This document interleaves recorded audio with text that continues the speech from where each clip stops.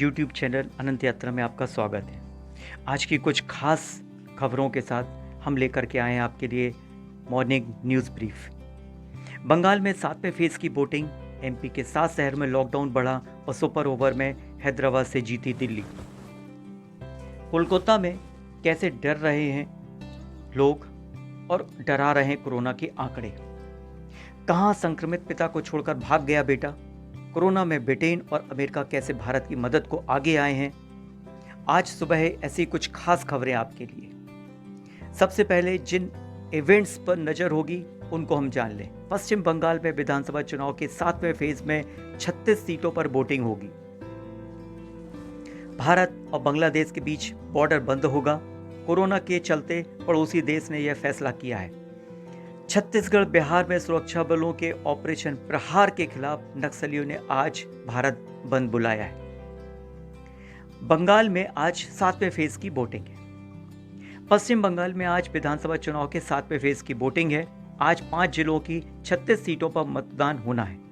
यहां कुल 268 उम्मीदवार अपनी किस्मत आजमा रहे हैं। इनमें 37 महिलाएं शामिल हैं।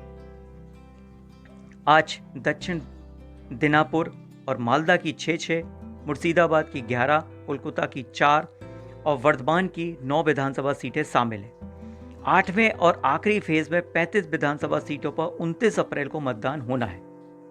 कोलकाता में टेस्ट करवाने वाला हर दूसरा व्यक्ति इस समय पॉजिटिव पाया जा रहा है। राज्य बंगाल में कोरोना कहर ढा रहा है, जहां पे इस समय चुनावी रैलियां पूरे जोर पर हैं।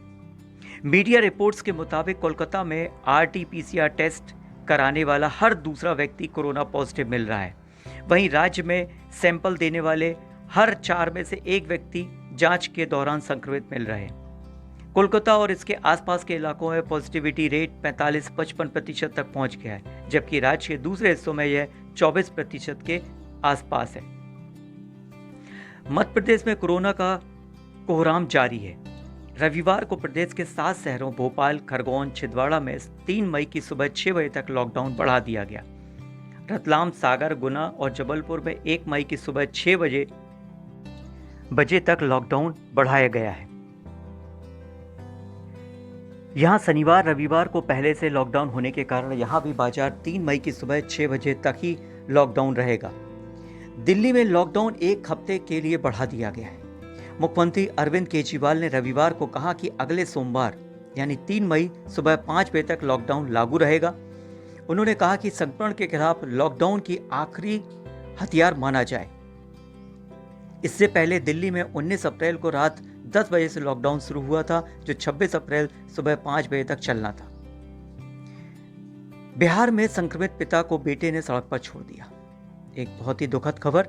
देश और दुनिया में लाखों लोग मर चुके हैं कोरोना वायरस के कारण। कोरोना वायरस अब रिश्ते नातों की भी ताने बाने को खत्म कर रहा है। इसका एक नमूना बिहार के मुजफ्फरपुर की देखने को मिला। यहां एक बेटा अपने बीमार पिता को सड़क पर छोड़कर भाग गया। पिता कोरोना से संक्रमित थे। लोगों ने हॉस्पिटल ले जाने के लिए कहा तो बेटा उन्हें घर से लेकर के गया, लेकिन रास्ते में छोड़कर के भाग गया। कुछ देर बाद पिता की मौत हो गई। पंडित राजन साजन मिश्र की जोड़ी टूट गई।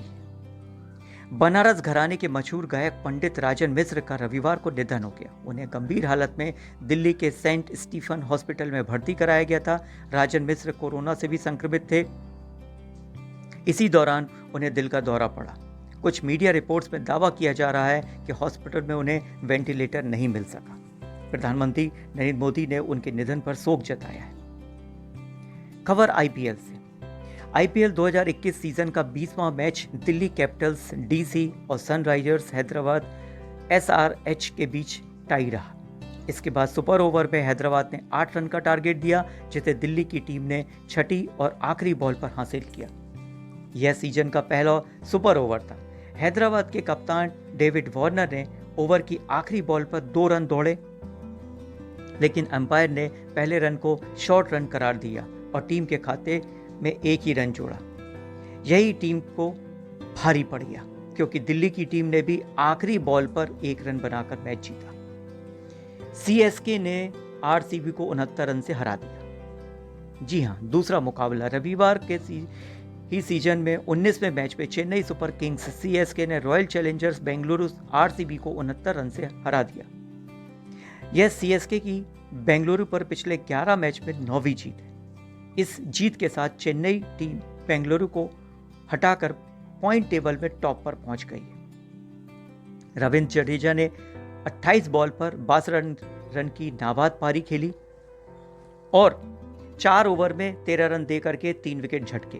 इसके साथ ही एक रन आउट भी किया। कोरोना पर देश के टॉप डॉक्टरों की राय क्या कहती है? देश में बढ़ते कोरोना केस के बीच देश के 4 बड़े डॉक्टरों ने इससे बचने के उपाय बताए। इनमें दिल्ली एम्स के director doctor Randeep Guleria, Medanta hospital के चेयरमैन डॉक्टर नरेश त्रेहान, एम्स के मेडिसिन विभाग के एचओडी डॉक्टर नवीन विग और हेल्थ सर्विस के महानिदेशक डॉक्टर सुनील कुमार शामिल हैं। उन्होंने लोगों में बने डर के माहौल, अफरा तफरी और दवाओं की कमी पर बात की।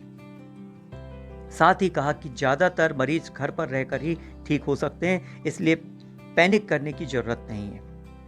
कोरोना वैक्सीन प्रोग्राम के 100 दिन पूरे हो गए हैं। देश में कोरोना के खिलाफ चल रहे वैक्सीनेशन प्रोग्राम के 100 दिन पूरे हो गए। 16 जनवरी से 24 अप्रैल यानी 99 दिनों में 14 करोड़ 8 लाख 2 हजार से ज़्यादा यानी देश की 10% आबादी को वैक्सीन की डोज दी जा चुकी है। इनमें 11 करोड़ 85 लाख लोग ऐसे हैं जिन्हें एक डोज दी गई, जबकि 2 करोड़ 22 लाख लोगों को दोनों डोज लग चुकी है। एक्सपर्ट्स के मुताबिक कोरोना की तीसरी और फिर आगे की कोई लहर ना आए, इसके लिए देश की 70% आबादी को वैक्सीन लगाना जरूरी है। कहा जा रहा है कोरोना से लड़ना नहीं है, घबराना नहीं है। आम लोगों में कोरोना के लक्षणों और इलाज को लेकर अलग अलग भ्रांतियां हैं। पिछले कुछ दिनों में डॉक्टर भी ये अपील कर चुके हैं कि केवल सर्दी खांसी को कोरोना मानकर अस्पताल की ओर दौड़ न लगाएं।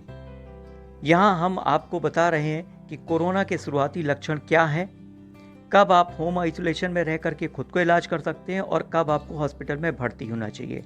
ये सभी जानकारियों के लिए एक हमारा अलग से वीडियो बना हुआ है, जिसको कि आप जरूर देखिए। इसके साथ ही कोरोना की दूसरी लहर से जूझ रहे भारत को मित्र देशों ने मदद की पेशकश की है। ब्रिटेन के प्रधानमंत्री बोरिस जॉनसन ने रविवार शाम एक बयान जारी किया।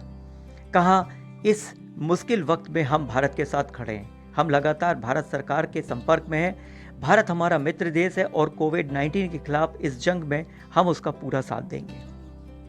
फ्रांस, रूस, ब्रिटेन के बाद अमेरिका ने भी मुसीबत की घड़ी में भारत की तरफ मदद का हाथ बढ़ाया है। यूएस ने वैक्सीन के कच्चे माल पर लगी रोक हटाते हुए भारत को तुरंत रॉ मटेरियल सप्लाई करने का फैसला किया है। पुणे की serum institute of India SII के CEO अदार पूनावाला ने अमेरिका राष्ट्रपति जो बाइडेन से कच्चे माल के निर्यात पर लगे प्रतिबंध को हटाने की अपील की थी। आज की पॉजिटिव खबर, अचार का बिजनेस लाखों रुपए तक पहुंच गया। पंजाब के बठिंडा की रहने वाली बलविंदर कौर ने पंजाबी से मास्टर्स किया। 2018-19 में बलविंदर ने होममेड अचार, मुरब्बा, चटनी और मल्टीग्रेन आटे का बिजनेस शुरू किया। 52 साल की बलविंदर कहती हैं कि उन्होंने अपनी दादी और माँ से ये काम सीखा था। इसके बाद ये बिजनेस शुरू किया। उनका यह काम जम गया। अभी वे हर महीने 1.5 लाख रुपए का बिजनेस कर रही हैं। आज सुर्खियों में और क्या क्या रहने वाला है। इराक के बगदाद में कोविड अस्पताल में आग लगने से 82 लोगों की मौत हो गई। इस हादसे में 100 से ज्यादा लोग गंभीर रूप से घायल हो गए। इस पर आज और भी लगातार चर्चाएं होती रहेंगी। इसी तरह स्वीडन की क्लाइमेट एक्टिविस्ट ग्रेटा थनबर्ग ने भारत में ऑक्सीजन की कमी को दिल दुखाने वाली घटना कहा। उन्होंने सभी देशों से भारत की मदद करने की अपील की है।